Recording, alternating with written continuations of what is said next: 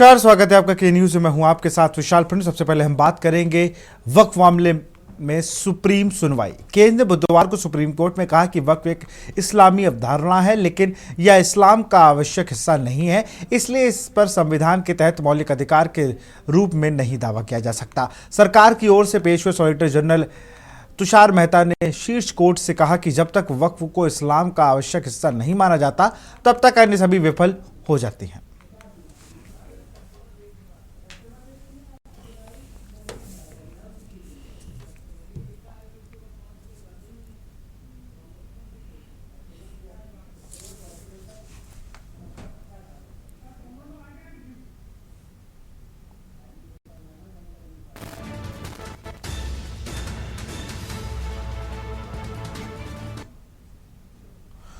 पाकिस्तान में एक बार फिर हालात बिगड़ गए हैं। सिंध प्रांत में नहर प्रोजेक्ट का विरोध कर रहे प्रदर्शनकारियों ने हिंसक रूप धारण कर लिया है। उन्होंने सिंध के गृह मंत्री के घर में घुसकर तोड़फोड़ की और आग लगा दी है। पुलिसकर्मियों के साथ प्रदर्शनकारियों की झड़प में एक व्यक्ति की मौत हो गई और डीएसपी सहित कुछ अन्य घायल हो गए।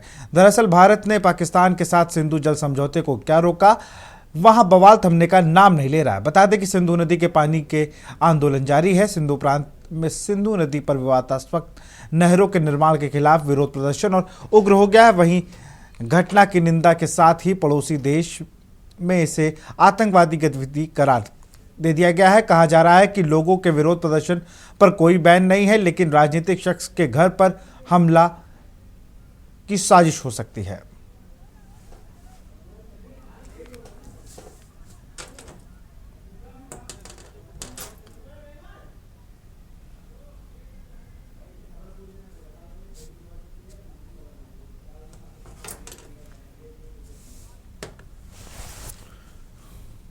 और इसी खबर पर अधिक जानकारी के साथ अखिलेश सिंह हमारे साथ विशेष संवाददाता जुड़ चुके हैं। अखिलेश, अगर बात की जाए तो सिंध में गृह मंत्री के घर को जलाया गया है, सिर्फ पानी को लेकर वहां जल संकट की स्थिति है और वहां पर अब प्रदर्शनकारी लगातार बंदूक लेकर प्रदर्शन कर रहा है।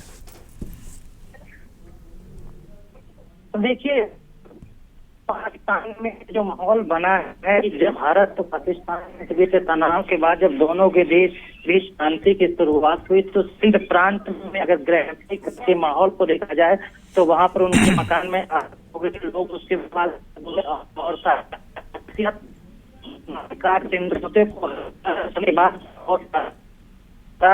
रखा गया।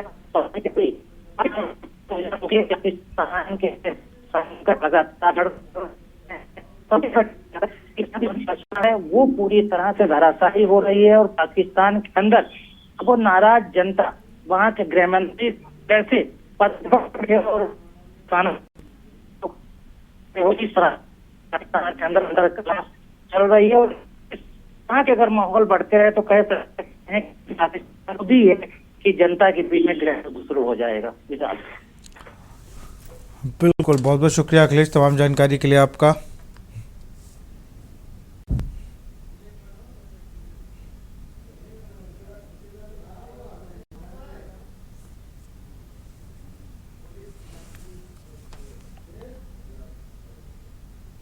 और अब बात करेंगे पुलिस नक्सली मुठभेड़ की। छत्तीसगढ़ के नारायणपुर में सुरक्षा बलों और नक्सलियों के बीच बुधवार को मुठभेड़ हो गई, जिसमें सुरक्षा बलों ने 30 नक्सलियों को मार गिराया है। इस बात की जानकारी गृह मंत्री विजय शर्मा ने खुद दी है। गृह मंत्री ने कहा कि 30 से अधिक नक्सलियों को मार गिराया गया है। मुठभेड़ में कई बड़े नक्सली भी मारे गए हैं।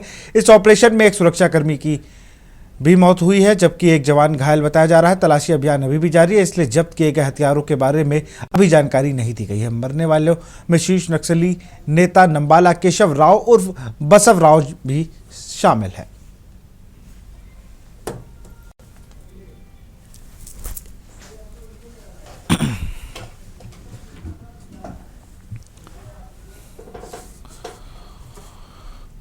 और इसी पे चर्चा करेंगे, हमारे साथ अखिलेश बने हुए हैं। अखिलेश, अगर बात की जाए तो बड़ा ऑपरेशन नक्सलियों के खिलाफ और बड़ा इनकाउंटर था, 30 से अधिक नक्सलियों के मारे जाने की खबर है।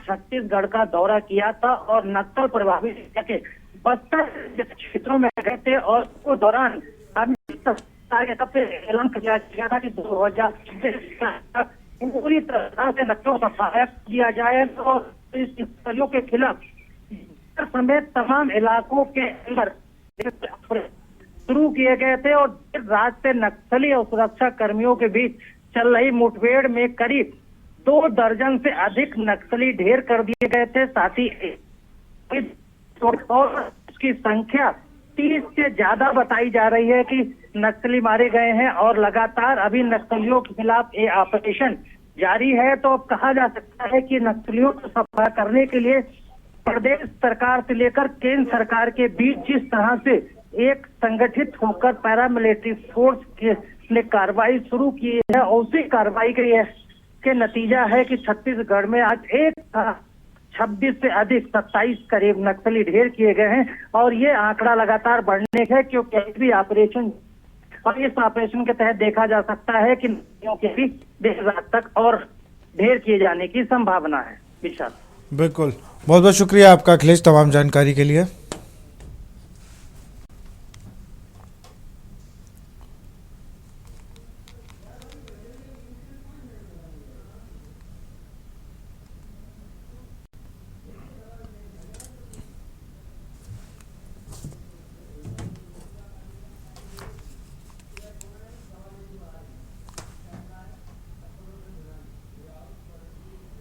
और अब बात करेंगे चप्पलों से धुनाई। लखनऊ में मंगलवार को सोशल मीडिया पर एक वीडियो तेजी से वायरल हुआ जिसमें बाइक पर पीछे बैठी युवती बाइक चला रहे अपने साथी को चप्पलों से पीट रही है। वायरल वीडियो लखनऊ के इंदिरा नगर स्थित खुर्रम नगर इलाके का बताया जा रहा है। वीडियो में बाइक का नंबर स्पष्ट नहीं है और पुलिस को भी इस मामले में कोई शिकायत नहीं मिली है। 20 सेकंड के इस वीडियो में युवती ने करीब 14 बार युवक को चप्पलों से पीटा। लड़की बाइक पर बैठे हुए बाइक को किनारे रोकने का इशारा कर रही है। हालांकि युवक मार खाते हुए बाइक चलाता जा रहा है। पीछे चल रहे बाइक सवार एक शख्स ने पिटाई का वीडियो बनाकर सोशल मीडिया पर वायरल कर दिया। फिलहाल बाइक सवार दोनों लोगों की पहचान नहीं हो सकी है।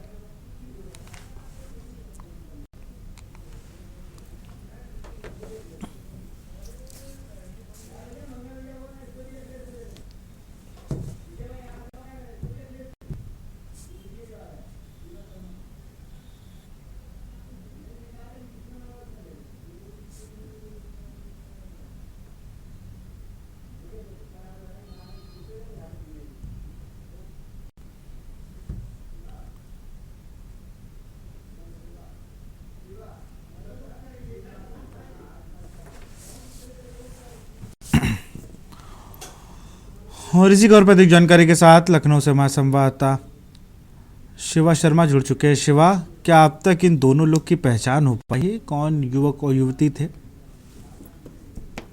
देखिए विशाल, अभी तक दोनों की पहचान नहीं हो पाई है, लेकिन सोशल मीडिया पर वीडियो वायरल होने के बाद लखनऊ पुलिस ने अपना एक बयान जारी किया था कि जो दोनों लोग हैं वो कहाँ के हैं ये नहीं पता है। उनकी गाड़ी के नंबर के आधार पर उनको ट्रैक करने की कोशिश की गई, लेकिन वीडियो इतना साफ क्लियर नहीं था। लेकिन 20 सेकंड के इस वीडियो में एक युवती बाइक चला रहे अपने साथी को 14 बार चप्पल मारती हुई दिखाई दे रही है। इस वीडियो के बाद तमाम अधिकारी लोगों ने कहा है कि हम इनको ढूंढने का प्रयास कर रहे हैं और किसी भी तरीके की कोई शिकायत नहीं मिली है, तो पुलिस की तरफ से कोई कार्रवाई नहीं की है। लेकिन लखनऊ के अंदर ये वीडियो तेजी से वायरल हो रहा है, सोशल मीडिया पर ट्रेंड हो रहा है और काफी ज्यादा इसकी चर्चाएं हो रही है।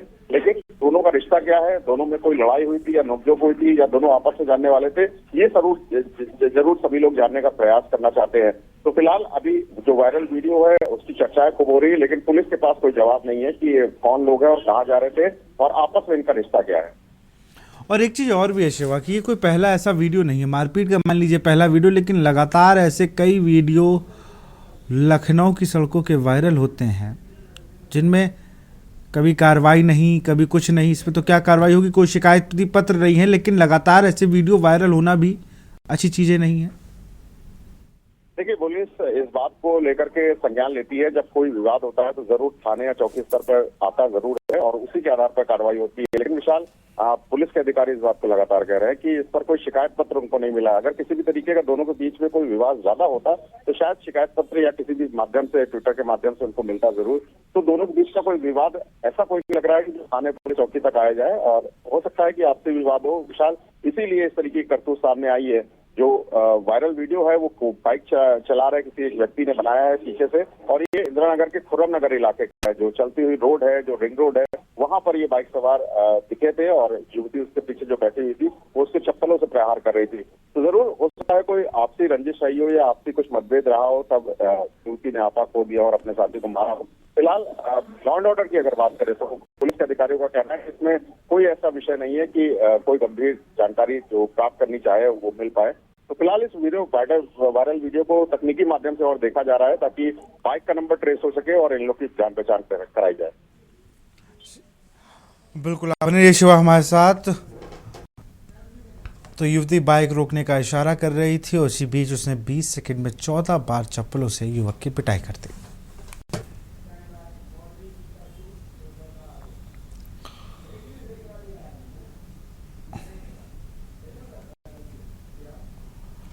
बात करेंगे मौलवी की करतूत, शोषण का आरोप, लेकिन एक छोटे से ब्रेक के बाद।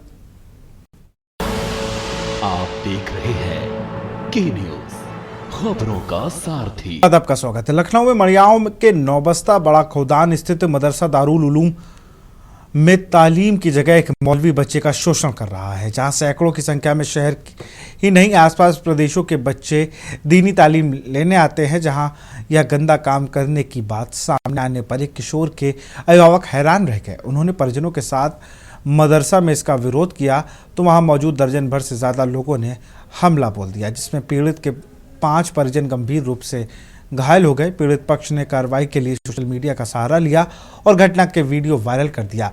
मड़ियाओं पुलिस ने मामला धार्मिक संस्थान से जुड़ा होने के चलते बिना वक्त जाया किए मौके पर पहुंचकर घायलों को अस्पताल पहुंचाया, आरोपी को गिरफ्तार कर लिया। अभी तक अन्य पीड़ित सामने नहीं आए हैं। मामले की जांच की जा रही है। साक्ष्यों के आधार पर आगे की कार्रवाई की जाएगी।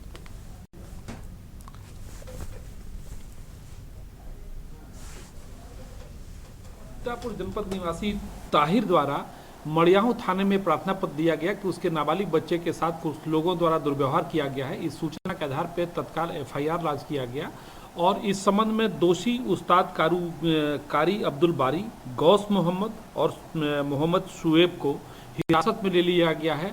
अन्य अज्ञात के बारे में जानकारी की जा रही है। सर मौके पर मारपीट भी हुई है क्योंकि तहरीर में कुछ लोगों के चोटिल होने की बात कही जा रही है। सभी तथ्यों पर गहराई से छानबीन की जा रही है। जो भी दोषी होगा तदनुसार आवश्यक वैधानिक कार्रवाई की जाएगी।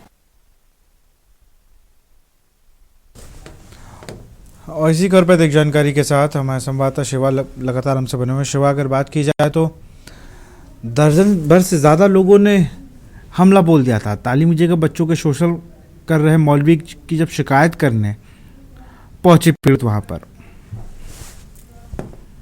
देखिए बिल्कुल विशाल, ये लखनऊ के मड़ियाव इलाके के नौबस्ता का एक मदरसा है दारुल उलूम, जहाँ पर एक नहीं तकरीबन सैकड़ों बच्चे अपनी तालीम लेने आते हैं। और एक मामला आया है, सीतापुर का रहने वाला एक 14 वर्षीय बालक है जो उसी हॉस्टल में रह करके मदरसे में तालीम करता था और उसी मदरसे के जो उस्ताद है अब्दुल बारी, आरोप है उनके ऊपर कि उस बच्चे का यौन शोषण करते थे और कई बार उसको कमरे में बुला करके गलत हरकतें भी करते थे। और जब इस बात का वो विरोध करता था तो उसे धमकाते भी थे। कुछ दिन पहले जब बच्चा अपने घर गया हुआ था सीतापुर जिले पे, तब उसने अपनी चाची को इस बात की पूरी दास्तां बताई और जब घर वाले मदरसे पहुंचे थे इस बात की शिकायत को लेकर के, तब मदरसे में जो वहां पर मौजूद लोग थे, जो संचालक थे, उन्होंने मारपीट की थी उन परिजनों के साथ में। जब स्थानीय पुलिस को इस बात की सूचना मिली तो मड़ियाव पुलिस मौके पर पहुंची और तमाम घायलों को अस्पताल भेजा और उसके बाद इस पूरे मामले को लेकर उन्होंने एक एफआईआर दर्ज की, जिसमें अब्दुल बारी और गौस मोहम्मद और 10 अज्ञात लोगों के खिलाफ उन्होंने पॉस्को एक्ट और अन्य बीएनएस की धाराओं पर मुकदमा दर्ज किया और अब्दुल कारी को गिरफ्तार किया है। फिलहाल पुलिस के अफसरों का कहना है कि इस पूरे मामले की छानबीन की जा रही है, क्योंकि पॉस्को एक्ट से जुड़ा मामला है, नाबालिग छात्र है, तो अन्य लोगों की जो गिरफ्तारियां हैं वो शेष रह गई है और पुलिस इस पूरे मामले की जांच तय तक जाएगी और अन्य लोगों के ऊपर भी कानूनी कार्रवाई करेगी। लेकिन विशाल, सबसे बड़ी बात है कि मदरसे के अंदर इस तरीके की कृत्य होना ये कहीं ना कहीं सामाजिक रूप से घिनौना अपराध है और इस बात को लेकर के शासन प्रशासन भी सख्त है और सरकार ने भी इस मदरसे के खिलाफ जो संचालक है, जो अन्य लोग हैं जिन्होंने इस पूरी घटना को अंजाम दिया है, उनके ऊपर कड़ी कार्रवाई करने की निर्देश भी दिए हैं। तो पुलिस अपनी कार्रवाई कर रही है और अभी इस पूरे मामले में जो अब्दुल बारी है उनको फिलहाल गिरफ्तार किया गया है। बिल्कुल, बहुत बहुत शुक्रिया आपका शिवा तमाम जानकारी के लिए।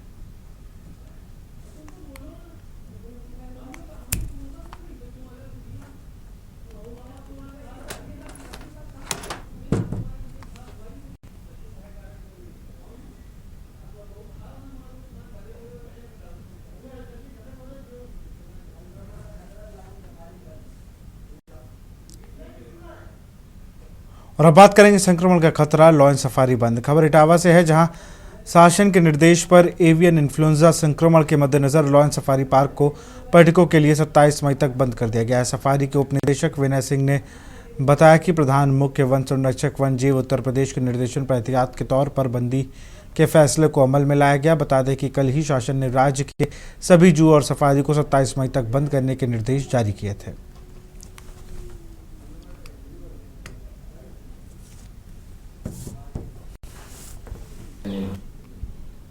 को देखते हुए प्रधान मुख्य वन संरक्षक वन्य जीव द्वारा निर्देश दिया गया कि सफारी को बंद रखा जाए, क्योंकि कानपुर और गोरखपुर जू में जो जिस तरह से पहले सूचना आई थी, तो उसको एहतियात के तौर पर अभी प्रदेश भर के समस्त जू और सफारी को बंद किया गया 27 तक। तो उसी क्रम में इटावा सफारी पार्क 27 मई तक बंद रहेगा।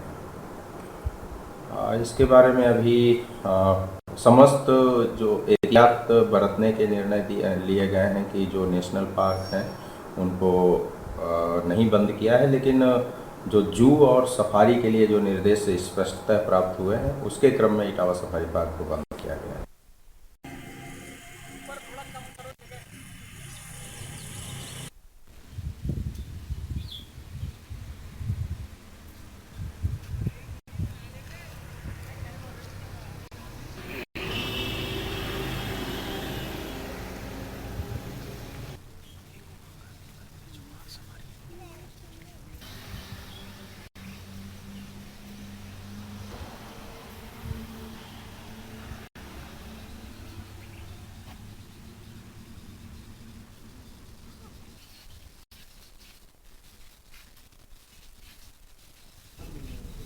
प्रमोद दीक्षित हमारे संवाददाता हमसे जुड़ चुके हैं। प्रमोद, अगर बात की जाए तो लॉयन सफारी को बंद कर दिया गया एहतियात के तौर पर। प्रमोद। हाँ सर, जैसे कि जो जानकारी जो दी है उसके अनुसार तो यही है कि जो भीषण गर्मी के चलते हुए इतनी एक हफ्ते के लिए पहले इसको बंद किया गया था 14 मई से लेकर 20 मई तक के लिए, पर आज से उन्होंने एक हफ्ता के लिए टाइम और बढ़ा दिया, जिसके चलते 27 मई तक लॉयन सफारी बंद रहेगा। जी बिल्कुल, बहुत बहुत शुक्रिया आपका तमाम जानकारी के लिए। तो फिलहाल इस बुलेटिन में इतना ही। देखते रहिए न्यूज़ इंडिया। नमस्कार। आप देख रहे हैं के न्यूज़, खबरों का सारथी।